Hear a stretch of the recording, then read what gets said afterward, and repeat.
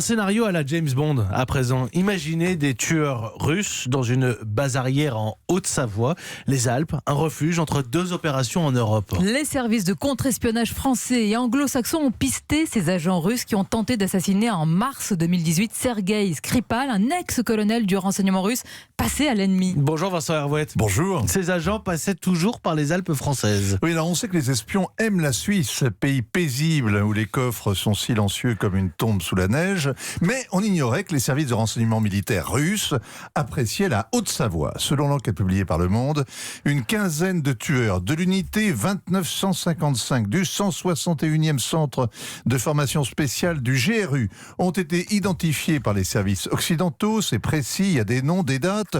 Ceux qui ont empoisonné le colonel Skripal et sa fille en Angleterre, d'autres qui ont conspiré en Bulgarie, au Monténégro, en Moldavie, en Crimée, et à l'aller ou au retour, tous ont fait un détour en Savoie.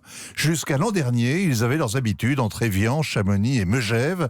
On n'a pas trouvé d'armes, pas de cache, aucune preuve, mais il paraît que dans ce coin incongru, le GRU avait installé sa base arrière en Europe. Bon, Vincent est passé par la France, mais ils n'ont pas mené d'opération en France. Ah, parce que la France est toujours à part. Hein. Il est le seul pays occidental où on n'a jamais démasqué d'agents soviétiques infiltrés au sommet de l'État. Celui aujourd'hui qui propose de renouer un dialogue stratégique avec la Russie. Alors cette enquête tombe à pic, alors que la réunion de l'OTAN s'est terminée en dénonçant les actions agressives de la Russie. Il n'y a pas que dans les Alpes, sous la neige, que la guerre froide continue. Le regard international de Vincent Hervouette, c'est tous les jours dans le journal de 8h.